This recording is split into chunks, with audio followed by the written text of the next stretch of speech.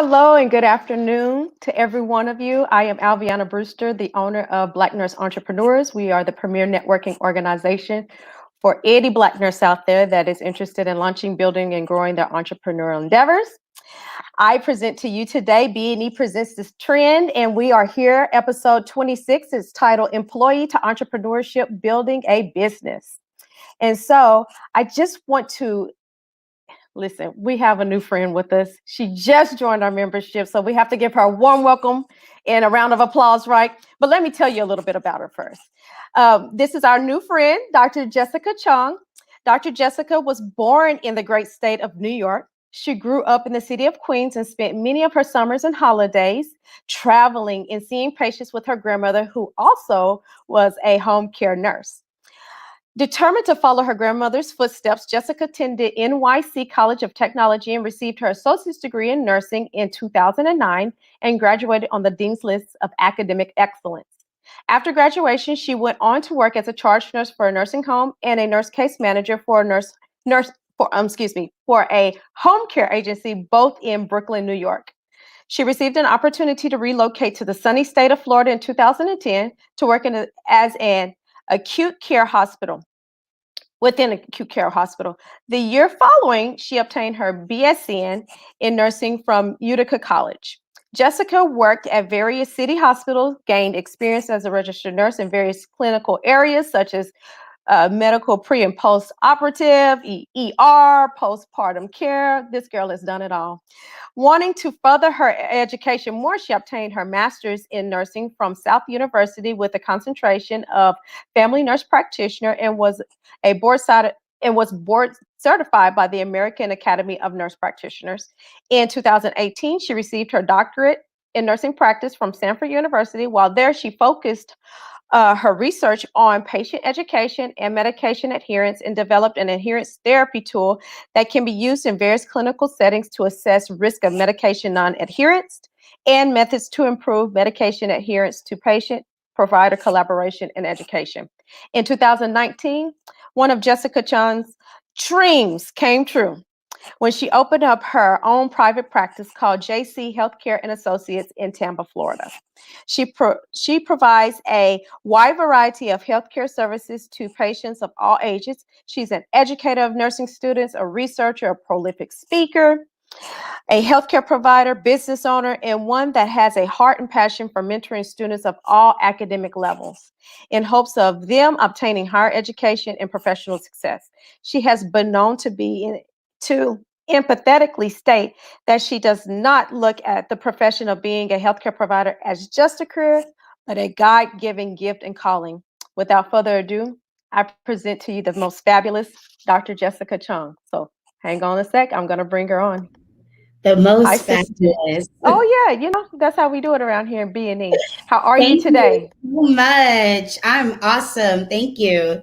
Thank you for joining us today. So since Yes. you're new, I just want to, introduce the people to you. And so, you guys have seen her around, particular in the clubhouse streets and around social media, but she is here in the elite now with us. So I want to give you the time. I know I've gone through your bio, but I want to give you the opportunity to add your twist to it. Tell us a little bit about your nursing journey and what has gotten you to this point that you are today. Well, it's interesting. My nursing journey has literally been from the bottom to the top. Like literally, I started out with my associate's degree in nursing. Just kind of along the way, just decided I was going to take each step. I was like, I definitely was going to go back to school, get my bachelor's degree. This was back at a time where associate's degree nursing it wasn't frowned upon. It was very normal for a lot of registered nurses to work at high levels with their associate's degree. So this was before that time where bachelor's degree became like the mandatory thing. So definitely went back for my bachelor's and went back for my master's. I went into nursing because I wanted to be a nurse practitioner. That was like my dream. So I knew I had to take those steps. And so going into nursing was like a no-brainer for me. Once I found out about the nurse practitioner career and path, it was definitely something I wanted to do. Now, my doctorate is a different story. I did not even know that was something I was going to go after. I kind of had it in the back of my mind, but it wasn't something that I was making my main goal.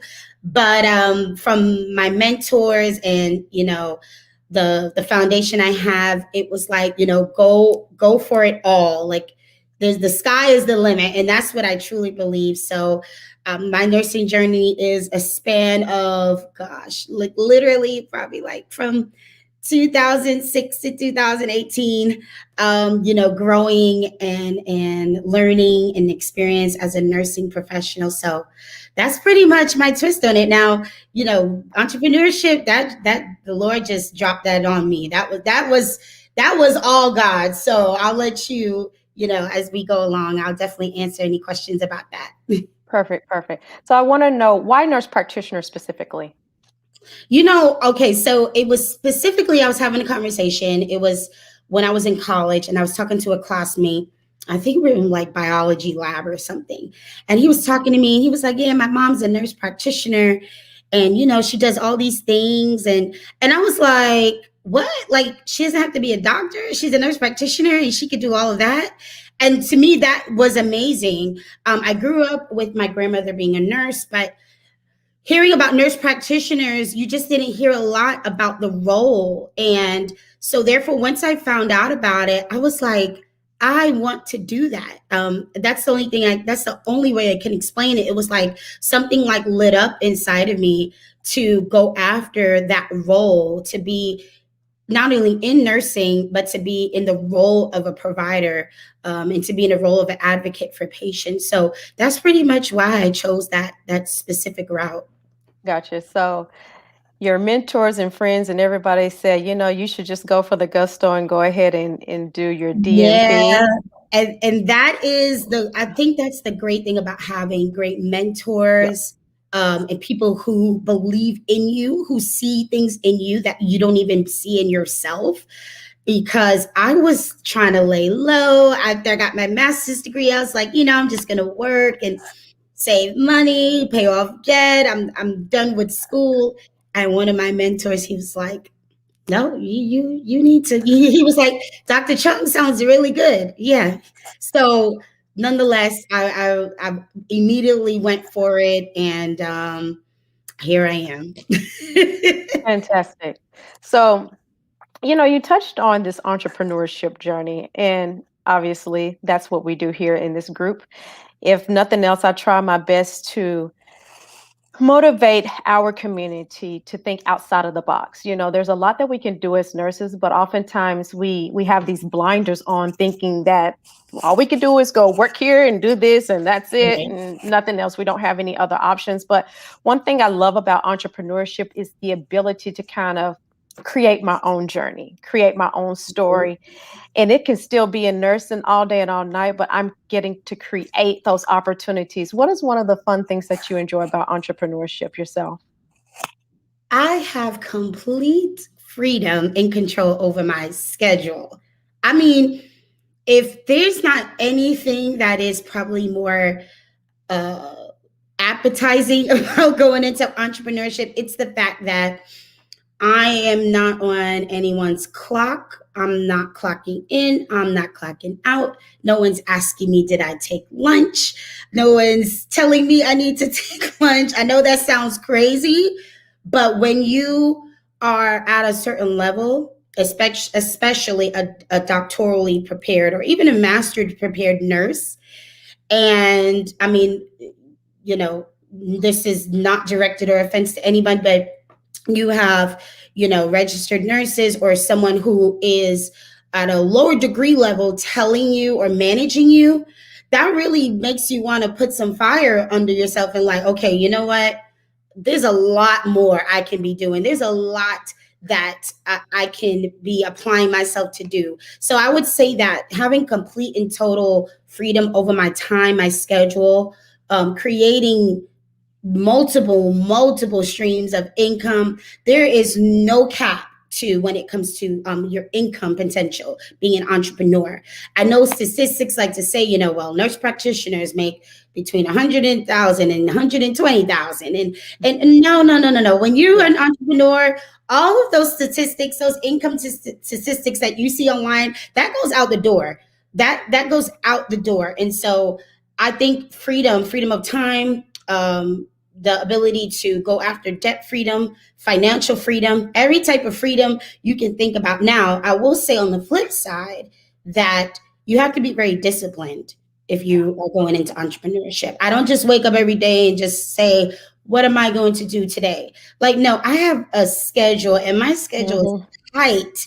Okay, it's because I created that way. Let me just be, but nonetheless, I still have a tight schedule and there's deadlines I give myself, there's due dates I give myself. And so even though I create freedom for myself, I'm also very disciplined. And I've learned that along the way, in this journey of entrepreneurship.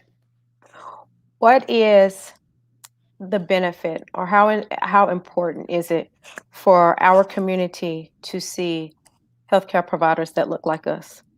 It's very important. And I will say that because growing up, even when I was, young or even as a teenager, I don't remember how many times I've seen Black healthcare providers Mhm. outside of my own grandmother, but just in general, Black healthcare professionals. I didn't see a lot. My own pediatrician was Filipino. I mean, she was a little Filipino lady, and you just didn't see a lot of Black healthcare professionals, and that's across the board. I'm not just talking about nursing. I'm talking about any type of healthcare professional, physicians, respiratory therapists, Mhm. whatever it is. And I'm only 33. I like to say I'm still young, but when I was little, I didn't see a lot of Black healthcare professionals. So it's very important because we literally have to show the world, like, okay, we've gone through whatever we've gone through, our ancestors may have gone through it, but we are more than capable of being at the top, being better than the rest, making money, creating wealth, whatever it may be. We have to be the ones that go a little further. And to be honest with you, not only as Black professionals do we have to go a little further than the rest and work a little harder.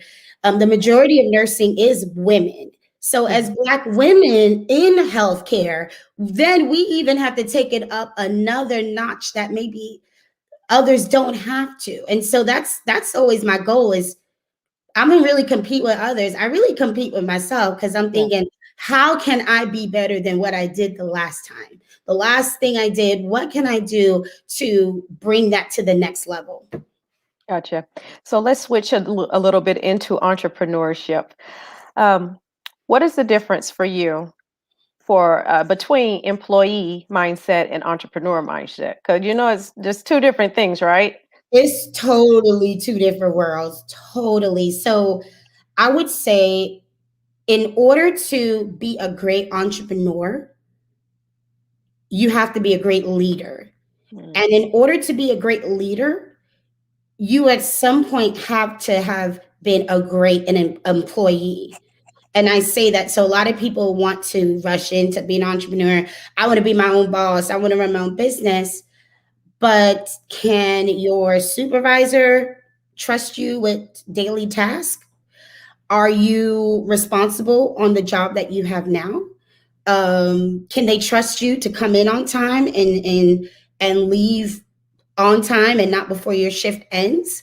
Do your coworkers, do your colleagues look to you as an example and a leader? So that's the mindset you want to have as an employee. And because of that, you take that mindset and then you shift it over into entrepreneurship, and it shows that you have those abilities and those qualities to run a business. Because if you're talking about being an entrepreneur and making millions and multi-million dollars and six figures, then how are you going to properly manage that if you didn't properly manage your time? Yeah. And how are you going to properly manage your own business finances when you don't respect your employer's time and the time that they pay you and the money they pay you for your time. How are your employees going to look up to you and going to respect you as a leader if colleagues and coworkers can't trust you? I'm Mhm. just, to just be honest. So I feel like even though the roles are very different, you still the mindset is similar. Is that you not only do we want to be the best employee, we want employee of the month, we want nurse of the year, or whatever it may be, but you have to be able to strive for that and then say, okay, well, I'm ready to move into entrepreneurship because I did the best I could as an employee, and I'm going to put that same effort into being an entrepreneur. Yeah. Did you get any entrepreneurship training throughout your nursing schooling? Did they have any classes or anything? Absolutely not. No. Like So, business or entrepreneurship wasn't, not at all. so I know earlier you said that entrepreneurship did kind of fall in your lap. So what brought you to that point? It like well, before we came on, it was really God that put it in me. I had no idea of I would be starting my own practice and then launching an organization to help nurses become entrepreneurs. That wasn't something when I went into nursing school, not even when I went for my master's, that I really truly thought about. But I think it was around the time that I was getting my master's, and close to the time that I was graduating. And then I started exploring the idea of owning my own practice. Of course, I wanted the experience as working as a nurse practitioner, and I've worked various places as a nurse practitioner. But I think that seeing the ins and out of different types of healthcare facilities has really helped me to build my practice. I've worked Yeah. everywhere from outpatient. I've worked in assisted living facilities. I've worked in nursing homes. I've worked in as a hospitalist. So I pretty much almost have seen every different aspect of being a provider. And Mhm. so therefore, when it came to time for me to start my practice, I didn't struggle with whether I was good enough or if I had enough experience, or was it something I really could do. My struggle was like, where do I find this information to get this thing started? And Yep. so once I said to myself, this is something I'm going to do, then and I really took action, that's where I felt like God was opening doors for me, and he was leading me to the right people and leading me to the right resources. And like literally, it was like literally one day I said, I am going to start this thing. And I literally started, I launched, I advertised on myself. I did marketing. I got patients. And then I was like, oh, this is really happening. Yeah. Like, and that was started, I was doing house calls. And that lasted a couple months until I was like, I think I need an office.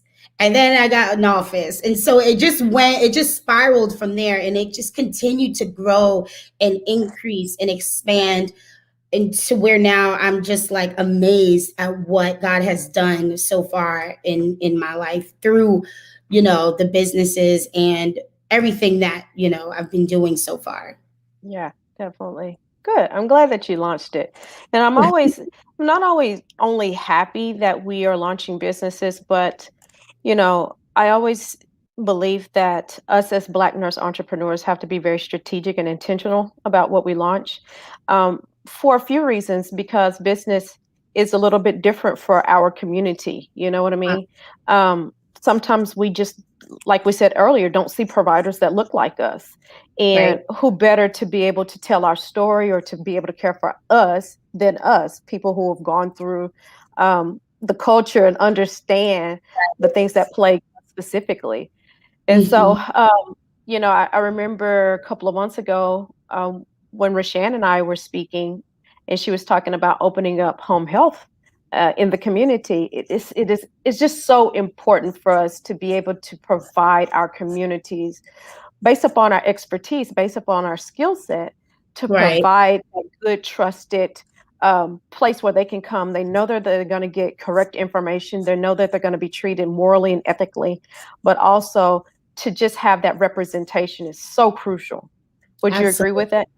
Absolutely. Absolutely. We in 2021, should we still be having these conversations? No, I don't think so. We should. But the truth of the matter is that we still are, and so we still have to push forward. And the thing is, what I'm all about doing things with integrity and with excellence. And so I feel like, again, I said it before and I'll say it again, as not just as Black healthcare professionals, but as Black female healthcare professionals, we just have to take it all the way further than the rest. We literally have to strive to be better than the rest in Yeah. order for us to represent not only our profession well, but us as a ethnic group well.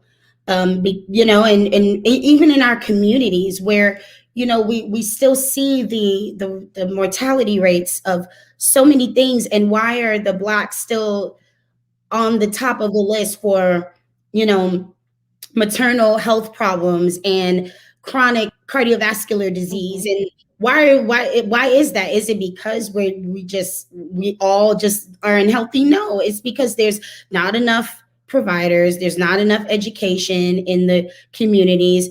And sometimes, and the truth is, patients will tend to gravitate more to people who they can physically identify with Right. than people they don't. And there's nothing wrong with that. There's nothing wrong with using what you have, your attributes, using who you are to reach your community.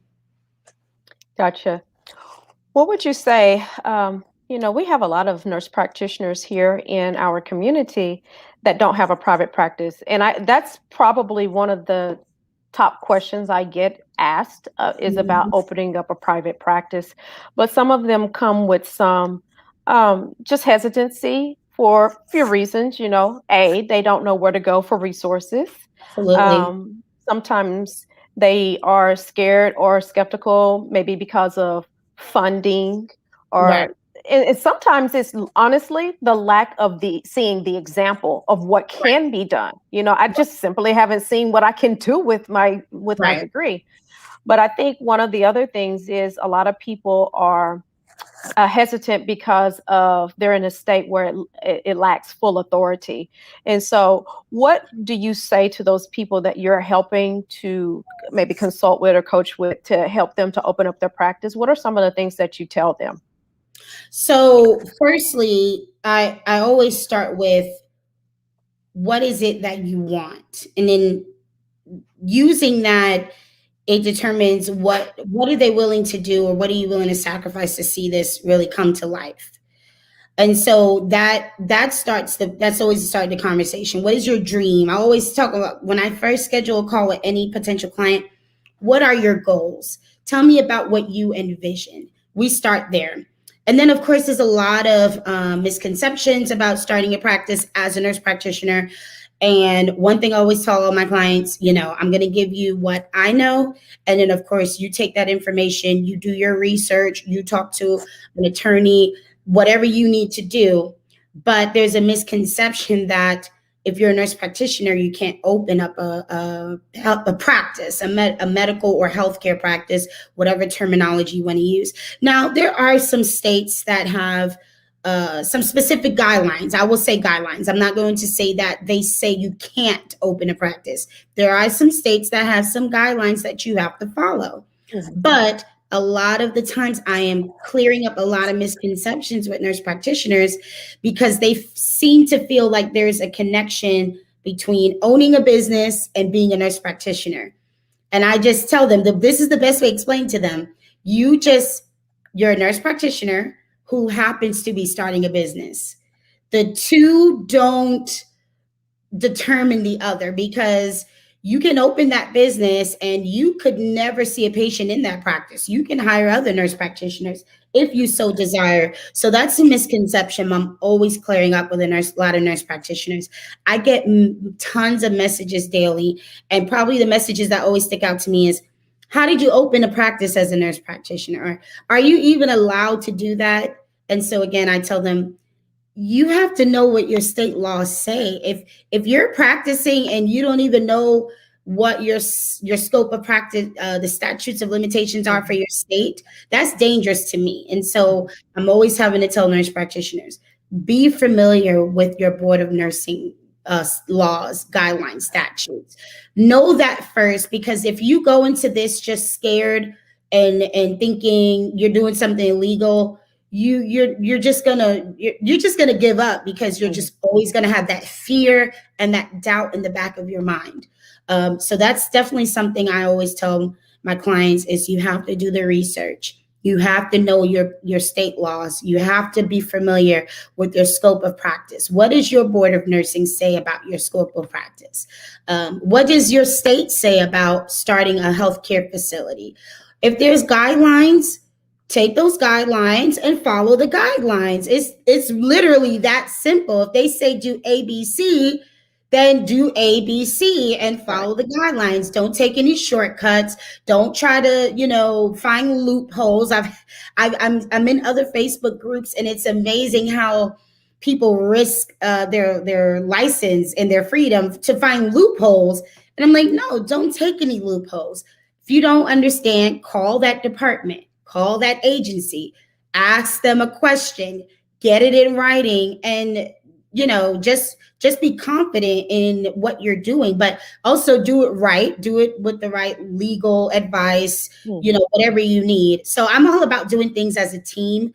When I have my clients consult with me, I never pretend to know it all.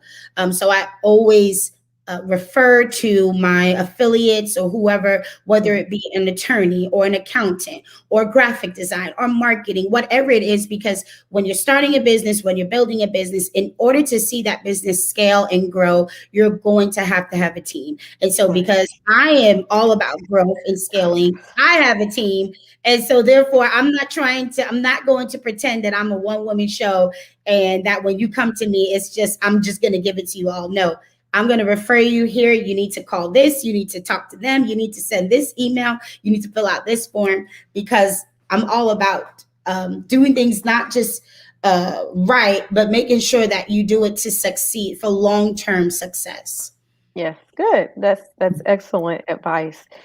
So how about the COVID season? Um, yeah, I know. It's a Right. whole nother episode, right? Yeah. I want to know, what type of advice do you give to the nurse practitioner interested in starting his or her practice during this season? I say you should, to be honest, I would be like, you should have started last year during the heat of the season. But nonetheless, this is still a good time, because I said this a lot last year, and Mhm. what I said is that this is a time where people are probably more conscious about their health more than ever. And it's not just more people are more conscious about, God forbid, they can contract COVID-19. I said this season, this pandemic has opened a lot of people's eyes to their overall health status. Because look, the truth is, the more comorbidities you have, the more you're at risk for any condition. We're not just talking COVID-19. Flu is still a thing. Cancer is still a thing. All Mhm. these diseases are still issues that need to be addressed. And so, therefore, as healthcare providers, we have to be the one to address them. Well, if people can't find you, how can they get their problems addressed? You Yeah. have to be willing to be found and say, if you see these problems out there, then why aren't you taking the step to be the one to address them? A lot of my clients, I would say all of my clients, start their practice is because they saw a problem that Mm. was in their employment that was not being addressed. And so what they did was they took that issue and they decided to build a practice, start a practice off of that alone.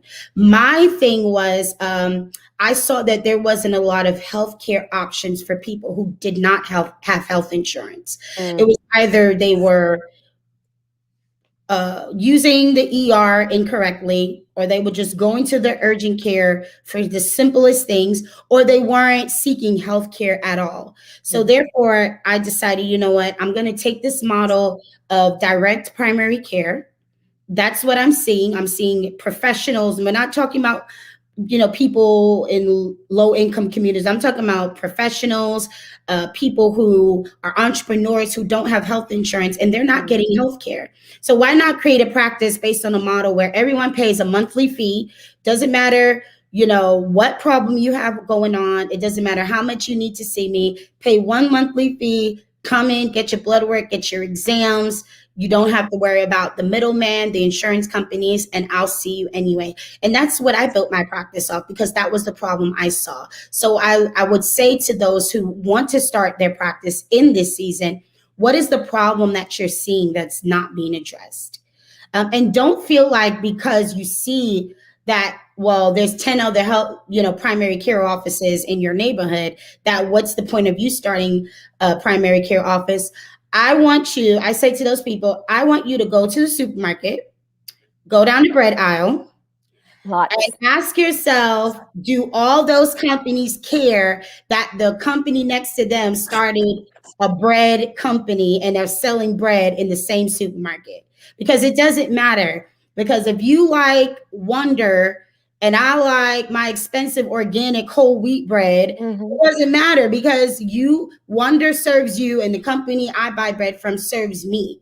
So I'm going to serve someone, and then the provider down the street is going to serve a whole different type of patient. So you don't want to worry about who's doing what. You just want to focus on what you are called and destined to do. Let's just start there, because a lot of times people are sitting on ideas that these are God-given ideas. Mhm. God has implanted them into them and they're not moving. So you know what's going to end up happening? And now I feel like I'm preaching, so forgive me.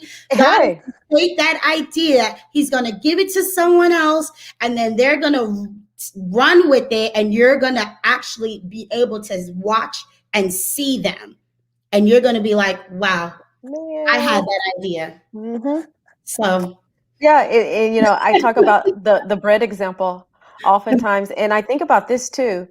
Not only I go in and I want Mrs. Baird's thin, fresh, whatever right, that week, but next week I may want Texas toast. right. Or the week after, I may want cinnamon raisin. There are Exactly. also reasons why we pick specific things during that season as well, during that time as well. Mhm. And so we have to understand that when you've been fearfully and wonderfully made, then that gives you that nice little individuality that nobody else can Exactly. steal from you. And I always tell people, I say, look, I need you to start this business and go be great because I'm getting old, honey. I might need a private care practitioner that looks like me, and I may need to come see you. So I need you to Exactly. go ahead and start this business because I might need your services one day. Exactly. And when you don't start it, I, I flip it on people.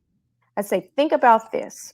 When you don't start what you've been called to do, how many people are impacted by you not doing that thing? Right. So you think about being on the floor and how many patients we have on a day-to-day basis and how many Mhm. patients that we've maybe touched over the career of our nursing. Right. Usually as a practitioner, you can have a even bigger, larger reach Exactly. on your own terms. Yep.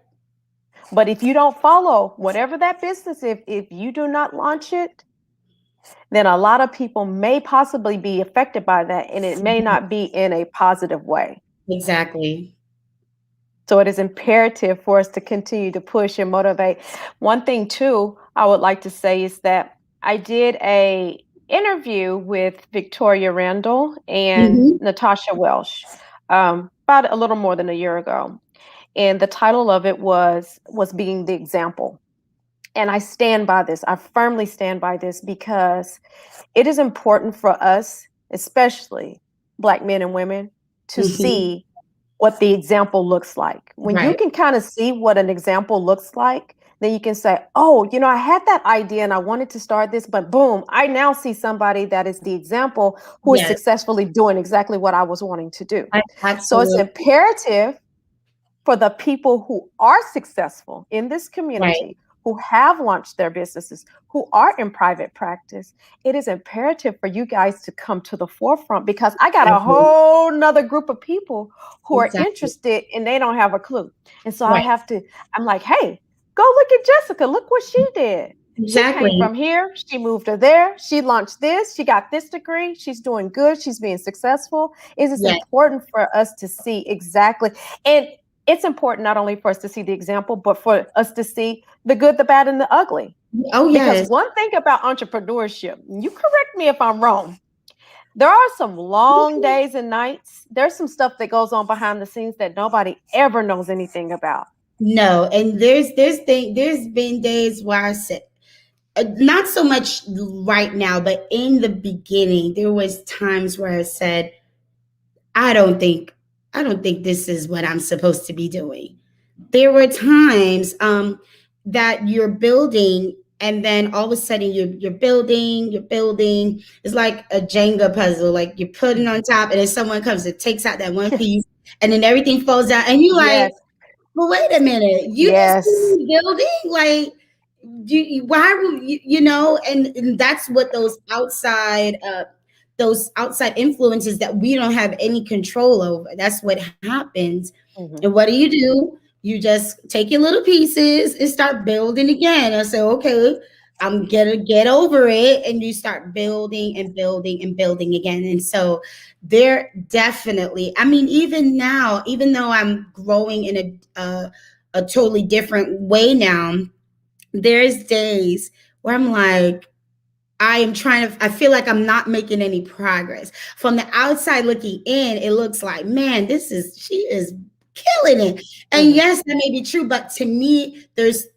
certain things that I want done. And so today's Monday, and I haven't been able to check off those task items yet. Look, now it's going to fall into Tuesday, and then Yeah. on top of everything I'm supposed to handle the next day, and then everything falls on you as an entrepreneur. So I tell people that this is not for the faint at heart. No. This, you have to build a lot of grit, and you got to get some strength. You might want to reevaluate your relationship with the Lord, because this is not something you can just do on your own. I'm telling you, don't do it. Don't think that you're just going to do this thing and it's just going to be peaches and cream. Nope. Mm-mm. It's not. Some days it's gonna be like, you're gonna be like, forget this. You're gonna be on Indeed.com looking for a job, because you're gonna say you're not doing this anymore. It's true. It is true. But I always too, I liken it to nursing school. And Mhm. this is one of the reasons why I do like to work with nurses, because I speak the language, right? And I Right, say, look, you didn't give up with nursing school. right. We all know it's hard as hell. And there's This some long nights and some long nursing, days. that was some real tears. That Nursing was school rough. was rough, okay? That was Rough. rough. There are times in entrepreneurship where it's gonna be a tad difficult. Yes, However, I think about we got through nursing school, we didn't right. all make straight A's all the way through. There were those pitfalls. And I always say, if something's gonna happen, it's gonna happen in nursing school. I've dealt with deaths and divorces and illness and all sorts of things through nursing school, but Mhm. that translates over into entrepreneurship world as well. And honestly, these things are a trick of the enemy to kick us, to throw us off of our path. Or you could also look at it as ways that God is preparing you and building you to be Absolutely. stronger, to be stronger. Absolutely. You know what I mean? So, I would suggest that people, when those times come, that they think about the type of determination that it took to get through nursing school. Right. So I would ask you, what is your why that helps you when those difficult days pop up? What is that thing that helps to push you along? Honestly, my why is what God has called me to do. And so this is business for me, entrepreneurship. It's not just, about making money Mhm. and becoming wealthy. It really is a ministry. There's people that come in my office that God ordained me to reach them. And when I say minister, it's not like I'm sitting and I'm preaching to patients as they walk in the door. Ministering in the realm of just ministering through healing, ministering through Mhm. helping. There's people that come through my doors where they're like, they couldn't find help anywhere else. They've gone to this Yeah. doctor, that doctor. No one. I have patients that say just, oh, thank you for taking the time. I'm thinking like, well, it's just 30 minutes. But I have to realize like that is foreign in some medical offices for someone to sit down 30, 45 minutes, an hour with the patient and talking. So to me, that is ministry. And not only that, for me to now take it to another level and say, well, I'm not just going to be successful on my own. I'm going to help other nurses and other nurse practitioners become successful. I'm going to help them realize their potential. I'm going to help them start their business. I'm going to help them create streams of income for themselves. That's we're talking a whole another level. So Whole nother I level. am grateful for my faith, my my relationship with the Lord, and that I don't do anything without seeking Him first. That is my why, is that I want to please, like, Lord, how can I please you? Does this please you? I Mhm. posted something on Facebook the other day about my pastor talking about connections.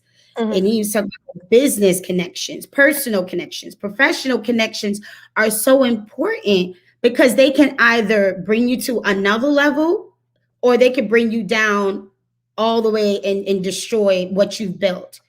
And so I'm all about making the right connections and making sure I'm connecting with the right people, because I truly want to see people do well. I truly want to see people succeed. I want to see patients get the care and the education that they need to better themselves. And so I would say I have a lot of whys. That's my main why. And of course, another why, if I'm going to keep it real, is I want financial freedom. Um, I wasn't even my first job out of nurse practitioner NP school. I wasn't even making six figures. And when I look back now, I'm like, that is absolutely crazy. But I took that position, and had I not taken that position, I probably wouldn't be where I am right now. Mhm. So, yes, financial freedom, debt freedom, multiple streams of income. I want to be able to take care of, people around me in a positive impact, and be able to give and it not hurt my pockets. And God has blessed me to where He has brought me to a place where that is coming to pass. So those are my whys. And I'm just honestly, I'm living a dream. I'm really blessed. I'm living a dream that I thought about a couple years ago. And I just didn't see it. But as I said, as I took action and I took those steps, God has opened so many doors along the way. Perfect. Beautifully said. We're right here towards the end. I'll give you the opportunity to give your last and final thought to the nurses that are listening in our community. What would you say to them? I would say you just take action. I'm saying that again because I really feel like that is where a lot of nursing professionals are feeling stuck, is that they're not taking action. And it's not necessarily because they don't want to. We are just, the way we're educated to be the support, the help. Mhm. We're not necessarily educated to take, those leadership steps. But if I could just say to anyone listening that will listen, is to take action. You take action, take a step. You have to take that first step. And even if you do it scared, just do it anyway. Do it scared. Even if you say, I don't have enough money, do it broke. Even if you say, I don't have enough for support, do Yep. it alone. Just take that step, and trust me, you will regret a year, 5 years, 10 years from now Mm. saying, Mhm. I didn't even try, versus a year, 5 years, 10 years from now, you're saying, I tried it and it worked, or I tried it, it didn't work out the way I wanted. So I could just say, don't live life in those regrets. Just take action, take those steps. take action, take those steps. Yeah. So I thank you. I love your personality. I love your spirit, and I'm so thankful that you've joined us. I hope that we Yes, see more of you around. absolutely. Thank you. But for those people who are interested in launching their private practice, I feel like you're an excellent resource for them. So all of your information will be in our biography section, as well as the B&E information. So I want to encourage people to make sure that this will be um, uploaded to our podcast. So make sure that you're sharing it with your colleagues or your communities and things, because I want to make sure that we're getting as the Black nurse community, we're Mhm. getting our name out. We are a Absolutely. force to be reckoned with. And so Absolutely. it is very important that we demand our seat at that table, or we create that table for ourselves. Absolutely. So like I said, all of our information is in the biography section, and make sure that you just follow us across all of our social media platforms. Dr. Jessica, her information will be there as well. And I always like to remind everybody that we do not follow trends, but we set them. So we are the trend. Absolutely. So that is our time for today. Thank And hey, you. one last thing I'll say is make sure that you join us on this Wednesday, March the 31st, because we will have a little celebration with the BD Elite, just celebrating Women's History Month. So make sure that you join us for that as well. So thank you, Dr. Jessica Chung. I appreciate you. Thank you so much. You're welcome. Good evening. I guess we're at the end of we're afternoon evening time. So good Afternoon. evening, good afternoon to everybody. Bye. Bye.